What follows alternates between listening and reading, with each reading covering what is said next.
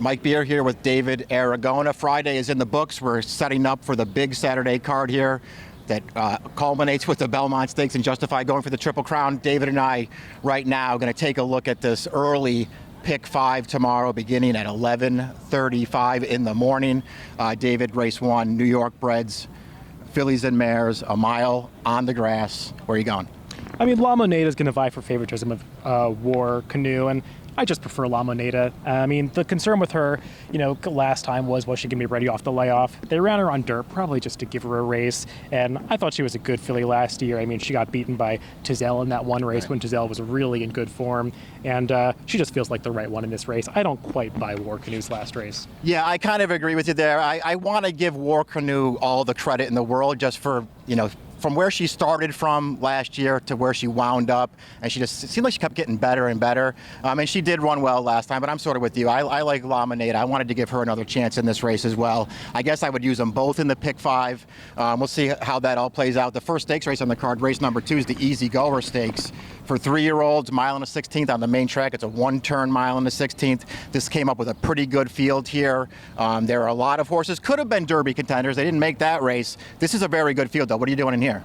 I don't want to overcomplicate it. I'm going with Mask. My whole theory on the Pate Mile is that just toss it out for every single horse that ran in it. It was just this weird race. It seemed like you really had to be on the rail to have any shot, and everybody outside was just spinning their wheels. I don't care if you ran well or bad in that race, and it just doesn't matter to me for Mask because he was just so good in his first couple of starts. I mean, I know he won that race on the lead with a slow pace and Mucho Macho Man, but he was just so utterly dominant that day, and he doesn't need the lead. I just feel like he's probably better than these. Yeah, that was a nice effort. I agree with you that he got loose on the lead that day and it wasn't a fast pace, but that was just, to me, a nice backup of a really impressive maiden win. I'm with you. That Pate Mile gets a line for everybody. I don't want that race. What did you think of Rugby Man, an impressive maiden winner for Grand Motion? This is a big step up in class for this horse, but he was impressive last time. Yeah, I did like the way he did it because, I mean, you've got to note, he broke about 2 lengths slowly and really had to rush up in the first quarter mile, so he just put in a far more taxing early first quarter than the rest of the field. It's funny, Jose Ortiz was really kind of pumping on him at the half-mile pole, and it seemed like he wasn't going to open up by that much, but then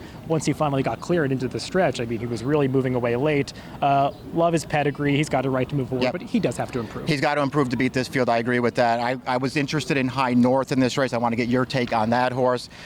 His Peter Pan, a little bit of a disappointment. I felt like going into that race, that might be a little too far for him, a mile and an eighth. I like this shorter distance for him. It's not that much shorter, but it is shorter.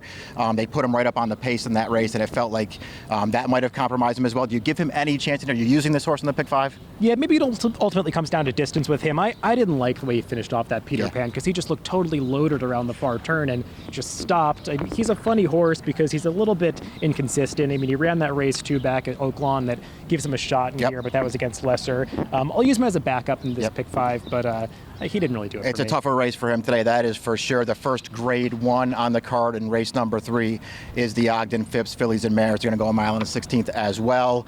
They all have to beat Abel Tasman. She was a little flat off the layoff. Is she going to turn it around here and run a better race? I think she is. With the depleted field, some scratches in here, I just think there are enough legitimate excuses for her race in the La Troyenne last time. I mean, that pace was just so slow, and they let that long shot Farrell get away on the front end, and it was the kind of race where Abel Tasman likes to make these middle moves, and Mike Smith elected not to do it last time, but that's kind of the race where you wanted to do it because she ended up just having too much ground to make up, and nobody was doing any passing in the stretch except for Salty, who got to the rail, which was probably where you wanted to be that day.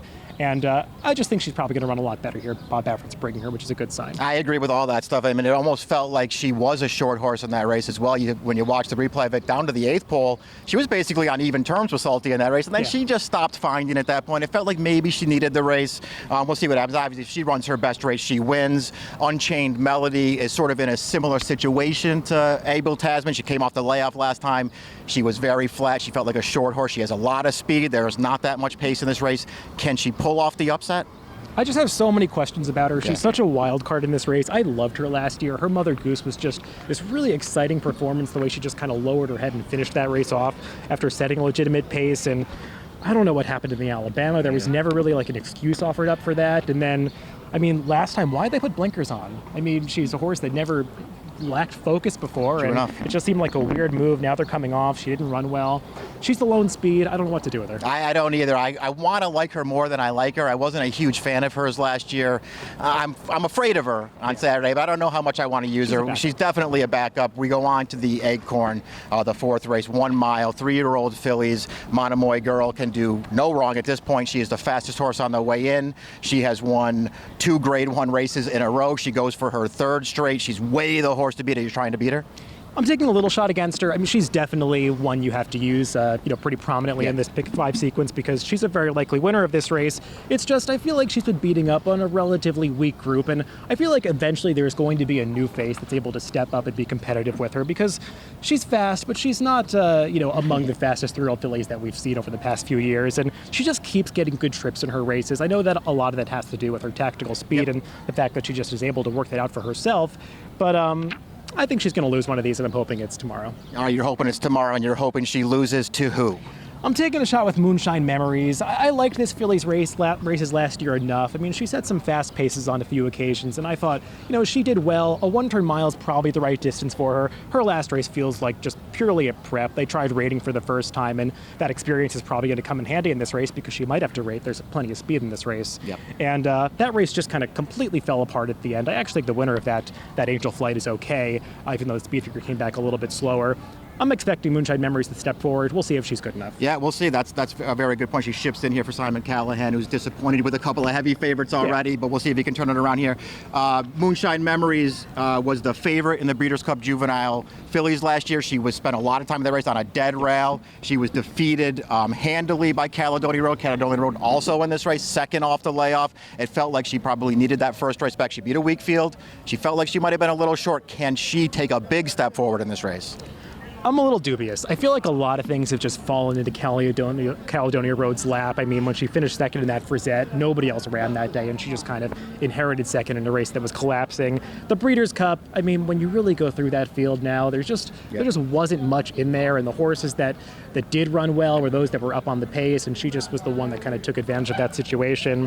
I didn't love her allowance return. Obviously, she can improve off of that, but she's going to really need to. She's going to really need to take a step forward. The second fastest horse in the race on speed figures is Talk Vuv to me. What do you think of her?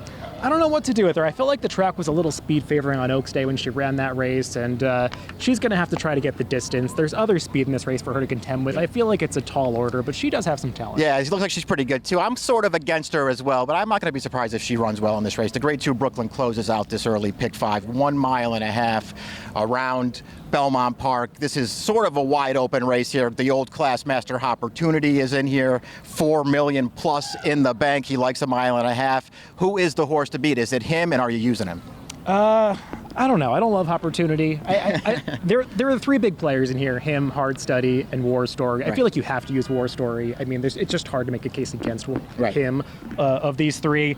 I prefer Hard Study. I've never loved this horse's races, but I feel like since he's come back from this layoff, he's just gotten a little better. And when you really dissect that flat out last time, he just moved up into contention so easily. And then he if you look at the Trackist numbers, he put in a final quarter in 23.98 seconds. That's really moving at the end of one of these longer races. And he just seems like he's taking his game to a new level. And I think he can pull off a minor upset. I don't think he's going to be any kind of price in this race, but around 5-2 or so. They are the 3 major players in here. The other 2, War Story, obviously won this race last year. Opportunity, he gets 1.5 miles. There are no distance limitations with Hard Study. It is an interesting matchup between the 3 of them.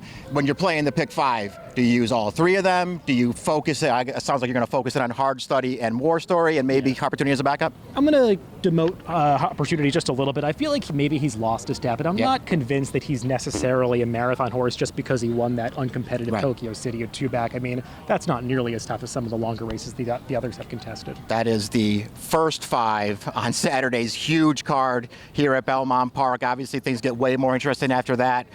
We will be back throughout the day tomorrow with some recaps of the races and maybe some previews as well. Good luck to everybody tomorrow on Belmont Stakes Day.